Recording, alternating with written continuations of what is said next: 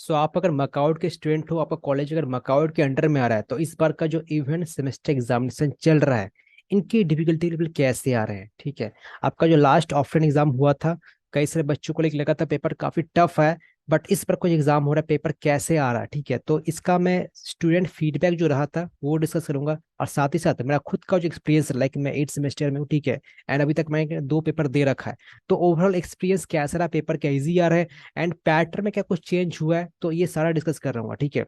अब देखो, बैकलॉग अगर सपोज आपका पहले है भी, ठीक है, तो प्लेसमेंट में कुछ वैसा असर पड़ने वाला है नहीं।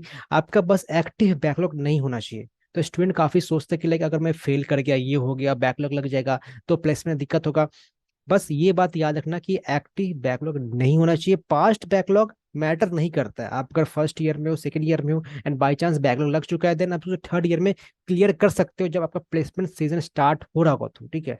अब जो मकआउट का जो पेपर रहा कि अब कैसे पेपर पेंडिंग है एंड कैसे पेपर हो चुका है, तो ओवरऑल जो पेपर का जो रिस्पॉन्स रहा वो कैसा रहा, ये डिस्कस कर रहे होंगे। एक काफी इंपॉर्टेंट अनाउंसमेंट है सभी बच्चों के लिए। तो बता दूं, फिजिक्स वाला का जो फाउंडेशन डे सेलिब्रेशन, जो कि 27 मई से लेकर के 2 जून तक सेलिब्रेट किया जा रहा था, इसे एक्सटेंड करके 5 जून कर दिया गया है।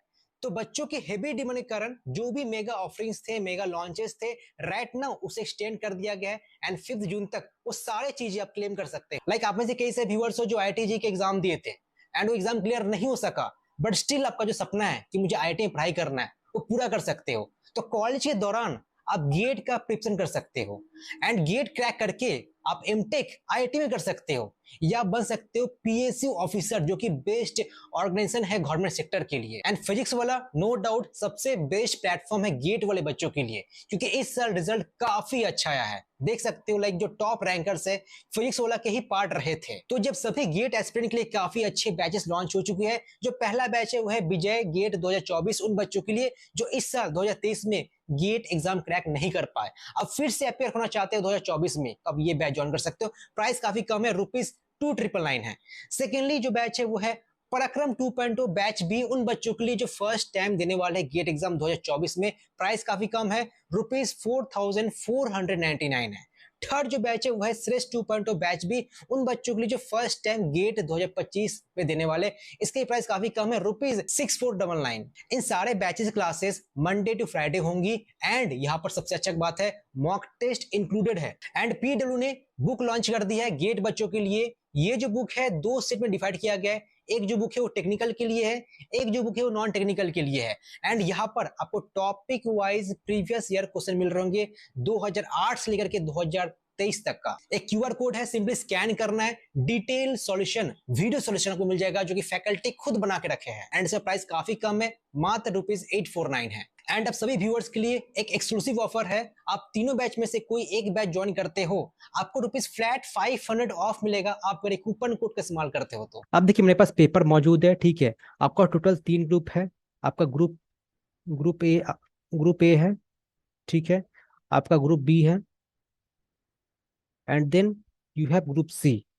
अब ये ग्रुप ए में पहले आपका लास्ट एग्जाम से कंपेयर कर, जो लास्ट ऑफलाइन एग्जाम हुआ था, तो वहां पर जो मैक्सिमम जो क्वेश्चंस थे, आपका टोटल 12 क्वेश्चन होता है, 10 क्वेश्चन अटेंड करने होते हैं। तो वहां पर को वन स्टेटमेंट लिखना पड़ता था।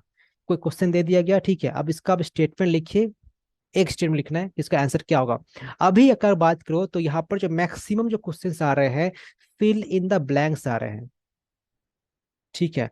तो पैटर्न वही है, मतलब कि आपका 12 क्वेश्चन रहेगा, ठीक है। बस लिखा था answer any of the 10 following, 12 में से 10 करना पड़ता है, लेकिन फिल इन द ब्लैंक्स आ चुका है। पहले फिल इन द ब्लैंक्स नहीं आते थे।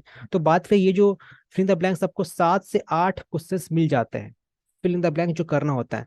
एंड आपको लाइक 2 से 3 क्वेश्चंस ऐसे मिलते हैं जो कि आइदर एमसीक्यू होता है, ठीक है, मतलब हार्डली एमसीक्यू एक ही तो पूछा जाता है। पहले आपका जब एग्जाम होता था मकआउट का, तो एमसीक्यू काफी मात्रा में आता था, बट अभी एमसीक्यू सिर्फ एक ही पूछा जाता है। देन जो रिमेनिंग चीजें हैं, ठीक है, हो सकता है आपको वन स्टेटमेंट लिखना पड़ता है। तो अगर पेपर की बात करें, तो मैंने जो पेपर दिया है, तो वहां पर टोटल आपका 1 वर्ड पूछा गया था, सॉरी, वन स्टेटमेंट पूछा गया था, एंड बाकी आपके एमसीक्यू ही आ रहे थे, सॉरी, फिलिंग द ब्लैंक्स ही आ रहे थे। एमसीक्यू हो सकता है एक मिल गया होगा, आपको पेपर मिला होगा, तो एमसीक्यू काफी कम आएंगे, एक ही मिलेगा, ठीक है। एंड ग्रुप जो बी है, वहां पर टोटल 5 क्वेश्चन है, 5 में से आपको टोटल 3 अटेंड करने होते हैं।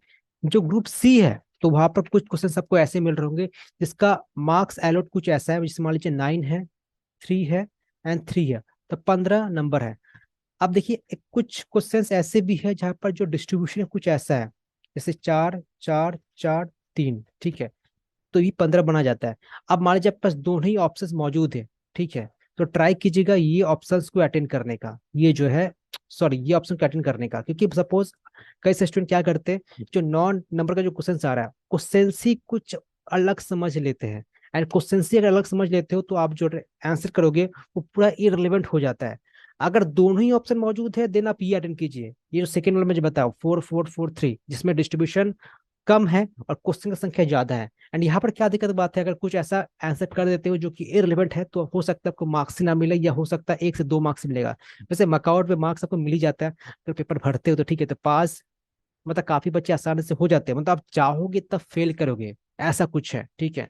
तो जो भी मकाउट के स्टूडेंट है तो पेपर अगर ओवरऑल बात करो तो पेपर इजी आ रहा है, उतना टफ नहीं आ रहा है। अगर कंपेयर करो पर लास्ट जो ऑफलाइन सेमेस्टर एग्जाम होता तो ये जो इवेंट सेमेस्टर है इजी है, क्योंकि जो पहला बात आपका जो ग्रुप है वही इजी बना दे रहा है, तो ओवरऑल पेपर इजी आ रहा है। एंड आपका suppose in future in upcoming days जो पेपर होने वाला है ट्राई कीजिएगा मतलब पेपर को बढ़िया से अटेंड करने का, एंड इस चीजों को आपको ध्यान रखना पड़ेगा।